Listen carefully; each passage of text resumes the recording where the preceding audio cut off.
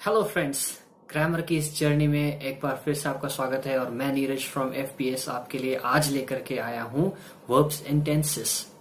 Tenses और verbs English speaking का एक बहुत ही इंपॉर्टेंट पार्ट है और अगर आप वर्ब्स और टेंसेस को ठीक कर लेते हैं तो आप काफी हद तक, ये मान लीजिए 60-70% तक अपनी स्पोकन इंग्लिश के ऊपर कमांड हासिल कर सकते हैं। ये जो और क्योंकि ये इतना इम्पोर्टेंट है तो हम वर्ब्स और टेंसेस को बहुत ही डिटेल्स में स्टडी करेंगे और 5 से 6 क्लासेस में हम इनको डिवाइड करके इनको स्टडी करेंगे। तो देर किस बात की, let's begin and let's not waste time.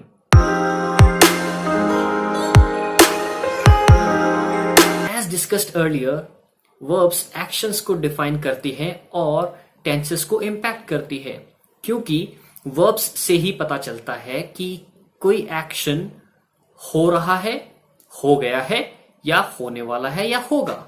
Okay, इसलिए टेंसेस की स्टडी से पहले हमें वर्ब्स की नॉलेज होना बहुत जरूरी है। तो हम टेंसेस से पहले वर्ब्स को डिटेल्स में स्टडी करेंगे और हम इनके कुछ टाइप्स हैं उनके ऊपर थोड़ा सा फोकस करेंगे। तो सबसे पहले शुरू करते हैं टेंस वर्ब्स की जो टाइप्स होती हैं उनके साथ में। तो सबसे पहले है transitive versus intransitive verbs. Transitive verb वो वर्ब है जो एक एक्शन या ऑब्जेक्ट अपने साथ में लेके चलता है, अपने एक्शन के साथ में। ऑब्जेक्ट का मतलब ये होता है कि कोई भी पर्सन या थिंग उस एक्शन के होने से इंपैक्ट होने वाला है। जैसे एक एग्जाम्पल देखते हैं, जॉन ईट्स अ बनाना। सो इस एक्शन में क्या हो रहा है कि जैसे ही ये एक्शन कंप्लीट होगा, यानी ईटिंग का, जॉन जब ईटिंग कंप्लीट कर लेगा तो बनाना खत्म हो जाएगा या बनाना खत्म हो जाएगा। सो इस कंडीशन में जो ऑब्जेक्ट है बनाना, उसके ऊपर ये इंपैक्ट है कि वो एक्शन कंप्लीट होने तक वो फिनिश हो जाएगा। ओके, सो ये ट्रांजिटिव वर्ब है। दूसरा पार्ट है इंट्रांजिटिव वर्ब। इंट्रांजिटिव वर्ब्स वो होती हैं जो अपने साथ ऑब्जेक्ट कैरी नहीं करती, बल्कि एक जस्ट एक्शन चलता है जो किसी एक्शन या ऑब्जेक्ट को डिफाइन करता है। ओके, तो इसका एग्जाम्पल है a lot of people walk to work. तो इस कंडीशन में या इस एग्जाम्पल में वॉक जो एक्शन है हमारा, वो वर्क को इंपैक्ट नहीं करता, यानी ऑफिस से रिलेटेड है, ये ऑफिस को इंपैक्ट नहीं करता। जो people just walk to work, तो वो वर्क पे पहुंच जाते हैं, दैट्स इट। सो वर्क के ऊपर इसका क्या इंपैक्ट पड़ेगा, ये उस वॉक से कोई भी रिलेशन नहीं रखता। सो ये होती है आपकी इंट्रांजिटिव वर्ब जो ऑब्जेक्ट को डायरेक्टली इंपैक्ट नहीं करती। कुछ वर्ब्स ऐसी होती हैं जो ट्रांजिटिव और इंट्रांजिटिव दोनों हो सकती हैं। For an example, they play football every weekend. Okay, they play football every weekend. इस कंडीशन में प्ले हो रहा है क्या, फुटबॉल, तो फुटबॉल के ऊपर इसमें इंपैक्ट है। ओके, लेकिन इसी का अगला एग्जाम्पल जो है, इसी वर्ब का यानी प्ले का अगला जो एग्जाम्पल है, उस कंडीशन को हम देखते हैं, the boys play in the yard on weekends. So इस कंडीशन में हमारा कोई भी ऑब्जेक्ट डायरेक्टली इंपैक्ट नहीं हो रहा है। वो किसी एक जगह पे खेलते हैं, लेकिन क्या खेलते हैं, कोई ऑब्जेक्ट इसमें डिफाइन नहीं है। ठीक है, तो इस तरीके से प्ले में एक कंडीशन में जहां पर फुटबॉल इंपैक्ट हो रही है, दूसरी कंडीशन में कोई भी गेम या कोई भी ऑब्जेक्ट डायरेक्टली इंपैक्ट नहीं हो रहा है। तो कुछ वर्ब्स इस तरीके की होती हैं जो ट्रांजिटिव भी हो सकती है और इंट्रांजिटिव भी। अब एक नोट करने वाली बात यह है कि वर्ब्स की जो सबसे कॉमन फॉर्म होती है वो होती है बी फॉर्म, और इसमें इज, एम, आर, वॉज, वर, जो सिंपल प्रेजेंट और सिंपल पास्ट फॉर्म्स होती है बी वर्ब की, वो सबसे ज्यादा कॉमन यूज होती है और इनका यूसेज प्रोनाउंस के साथ में होता है, सिंगुलर और प्लूरल के फॉर्म में। इसका आप एग्जाम्पल स्क्रीन पे देख सकते हैं। सिंगुलर प्लूरल फॉर्म में इज, एम, आर, वॉज, वर का use first person, second person और थर्ड पर्सन के साथ में। Okay, so one by one मैं एक एक एग्जाम्पल पिक कर रहा हूं। सो जैसा कि आप स्क्रीन पर देख सकते हैं, I, you, he, she, it, first person, second person और थर्ड पर्सन है। सिंगुलर फॉर्म में। सो आई के साथ में एम और वॉज यूज होता है। एम हो गया आपका प्रेजेंट में और वॉज हो गया सिंपल पास्ट में। सिमिलरली यू के साथ में यू एक्चुअली सिंगुलर भी है और प्लूरल भी है। प्लूरल कैसे? यू ऑल के सेंस में जब आप यूज करते हो, आपके पास में मल्टीपल सेकंड पर्सन लोग पीपल होते हैं, तो उस कंडीशन में यू ऑल यूज होता है। और जब आपके सामने सिर्फ एक पर्सन हो तो वो यू सिंगुलर फॉर्म में यूज होता है। बट ये होते सेकंड पर्सन के लिए ही है। तो यू आर और यू वर सेकंड पर्सन में। ओके, और इसका यूज एक सिंगुलर और प्लूरल फॉर्म दोनों ही सेंस में इसका प्लूरल सेंस ही देता है, यू आर और यू वर। अगला है third person, he she it.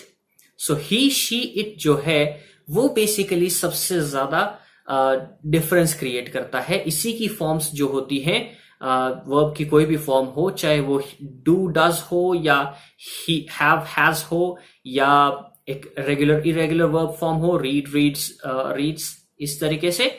सो ये जब फॉर्म्स होती हैं तो ही शी इट के यूसेज में ही ये सबसे ज्यादा इंपैक्ट करता है। हम आगे के और एग्जांपल्स में भी ये चीज देखेंगे। और बेसिकली ही शी इट और आई यू वी दे, इनका जो डिफरेंस है वो हम सब्जेक्ट वर्ब अग्रीमेंट में और डिटेल्स में पढ़ेंगे। सो प्लूरल फॉर्म में हमारे फर्स्ट सेकंड थर्ड पर्सन बन जाते हैं we you and they.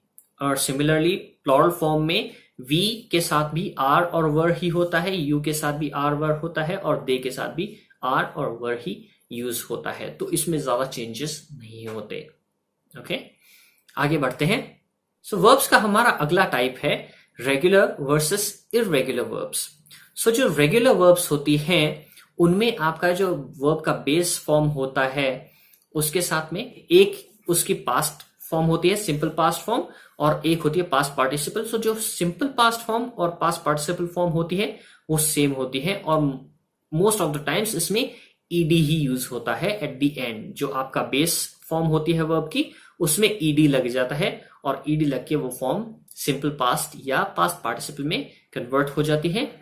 On the other hand जो आपकी इररेगुलर वर्ब है उसके सिंपल पास्ट और पास्ट पार्टिसिपल फॉर्म्स काफी अनयूजुअल होते हैं। यानी जैसा आपका बेस फॉर्म है उससे कंप्लीटली चेंज एक दूसरा वर्ड मिल सकता है और कंप्लीटली चेंज तीसरा वर्ड मिल सकता है, दोनों ही केसेस में, सिंपल पास्ट में और पास्ट पार्टिसिपल में। इसके कुछ एग्जांपल्स हैं जो देख लेते हैं, इससे आपको ये चीज आराम से क्लैरिफाई हो जाएगी। ओके, सो रेगुलर फॉर्म में हमारी वर्ब है वॉच, सिंपल पास्ट है उसका वॉच्ड और पास्ट पार्टिसिपल है वॉच्ड। ओके, इसी तरीके से दूसरा वर्ड है happen, happened and happened. Okay, तीसरा वर्ड है टर्न, टर्न्ड, टर्न्ड।